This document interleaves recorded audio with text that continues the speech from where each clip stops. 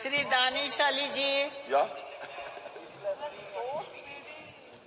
धन्यवाद सभापति महोदय कि आपने मुझे इस ऐतिहासिक पल पर बोलने का अवसर दिया। इस नए परिसर में हम आए हैं। मैं देश की समस्त साइंटिफिक कम्युनिटी को बधाई देने के लिए यहां आपके सामने खड़ा हुआ हूं। मुझे इस बात का फक्र है कि मैं आज नए परिसर में बोलने के लिए जब खड़ा हुआ हूं तो इस देश की साइंटिफिक कम्युनिटी को बधाई देने के लिए खड़ा हुआ हूं। सभापति महोदय, गवर्नेंस एक कंटिन्यूअस प्रोसेस है और मैं सुबह से बैठ करके अपनी आदत के मुताबिक, भले ही मुझे बोलना हो सदन में या नहीं, लेकिन मैं लगातार सदन में बैठने की कोशिश करता हूं। लेकिन मुझे आज अफसोस हुआ जब इस बधाई संदेश में भी शुरुआत यहां राजनीति से हो गई। इस सदन के उपनेता ने शुरुआत की, दूसरी तरफ से भी उस तरीके के राजनीतिक टिप्पणियां हुई। लेकिन आज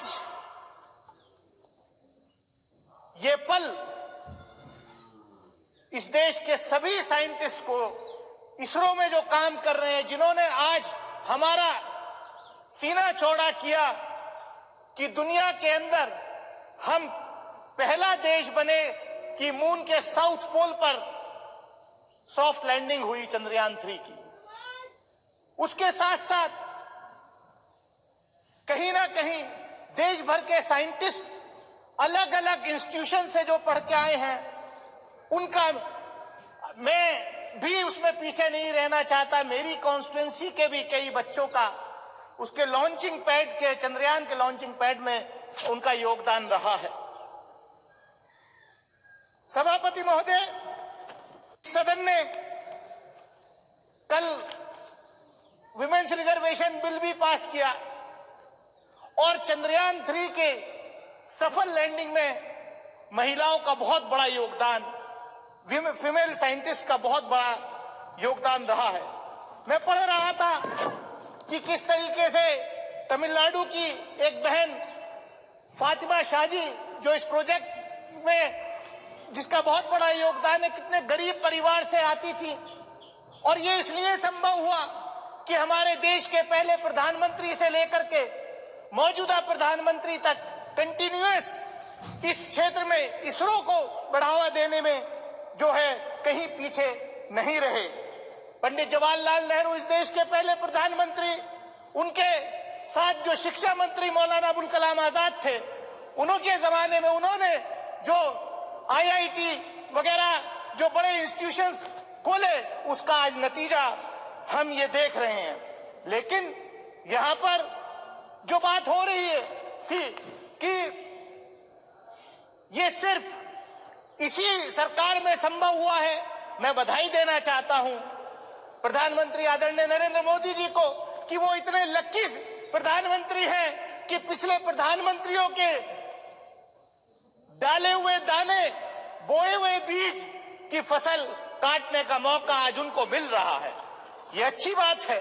लेकिन ये भी सच्चाई है कि पिछले बजट में इसरो का 8% एलोकेशन बजट में कम हुआ है। ये किसी से छुपा नहीं है, क्या ये किसी से छुपा नहीं है।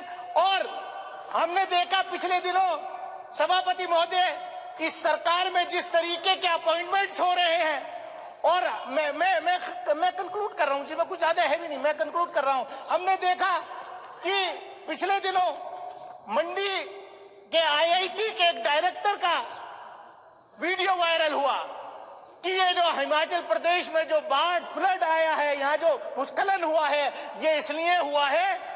मतलब IIT का डायरेक्टर, ये सरकार कैसे अपॉइंटमेंट कर रही है कि वो कह रहे हैं कि क्योंकि ये लोगों ने यहाँ नॉन वेजिटेरियन इस देश में खाना शुरू कर दिया है, इसलिए जो है ये सब आपदा आ रही है। कैसी अनसाइंटिफिक बात लोग कर रहे हैं यार, ऐसे लोगों के खिलाफ कोई कार्रवाई नहीं। मैं सभापति महोदय, मैं इतना ही कहूंगा कि जो साइंटिफिक कम्युनिटी है हमारे देश की, उसको हमें जो है बढ़ावा देना चाहिए। मैंने देखा, हम डिफेंस कमेटी के रूप में हम डीआरडीओ में गए थे, साइंटिस्ट से मिले थे।